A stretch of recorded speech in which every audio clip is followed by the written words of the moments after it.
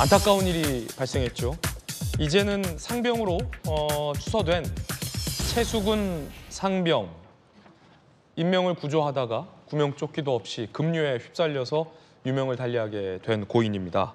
최수근 상병의 빈소가 마련됐습니다. 어머니는 오열을 했고요. 국방장관도 조문을 했습니다. 함께 보시죠.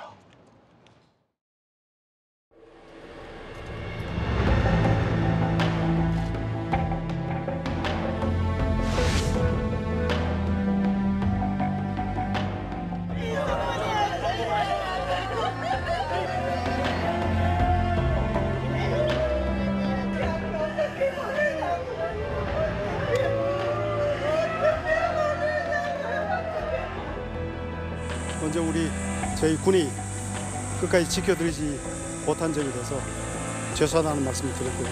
다시는 이런 일이 일어나지 않도록 최선을 다하도록 하겠습니다. 정말 안타깝습니다. 숨진 최수근 상병 안타까운 사연도 주목되고 있는데요. 어떤 사연이 있는지 함께 보시겠습니다. 최수근 해병대 상병, 지난 3월 말 해병대 입대한 신병입니다. 이제 순직을 했기 때문에 계급이 이제 상병으로 추서가 된 거고요. 이 부모님이 결혼 10년 차에 어렵게 시험관 시술로 얻은 또 외동아들로 알려졌습니다. 아버지는 또 이 시민들을 위해서 많이 애쓰고 있는 소방관으로 또 알려져서 더욱더 안타까운 상황입니다. 자, 이게 저도 아들, 딸 있습니다만 아버지가 돼 보니까 박정아 의원님, 네. 다 키워놨는데 이제는 군대 제대해서 영광스럽게 조국을 위해서 복무하고 사회로 돌아와서 이제 자기의 날개를 확 펴서 자기 세상을 펼칠 딱 그 나이에 아들을 잃게 된 부모님의 심정을 어떻게 헤아릴 수 있겠습니까?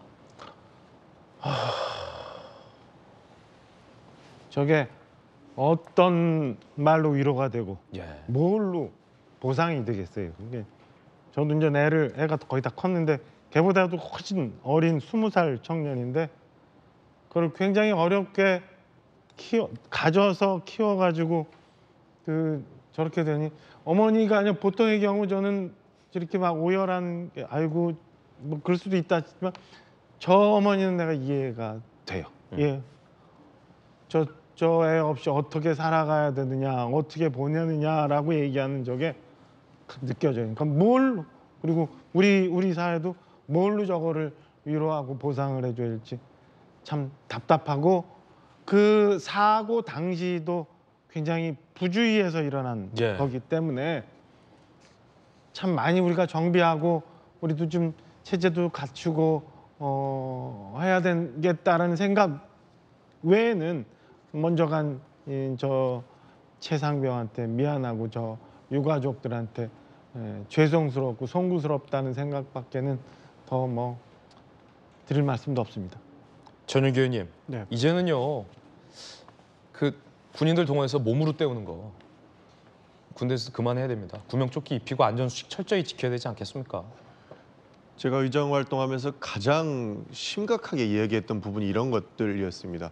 그러니까 우리 사회는 아직도 군인을 소모품으로 보는 경우가 굉장히 많습니다.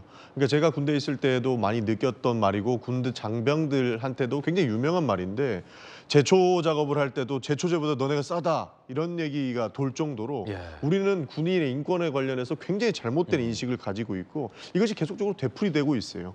이번에도 작업을 할 때 보니까 그 장갑차도 포기한 급류에 손만 잡고 걸어서 들어가서 작업을 했다는 것 아닙니까?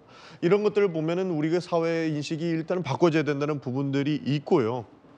해당 부분들이 재발하지 않게끔 군에서도 정신 차리는 것이 저는 가장 필요하다 그렇게 보고 있습니다. 윤 대통령이 숨진 최수근 상병에게 보훈 훈장, 광복장을 수여한다라는 뉴스 지금 뉴스 속보로 전해드리고 있습니다. 다시 한번 고인의 유가족에게 깊은 애도의 말씀을 표합니다.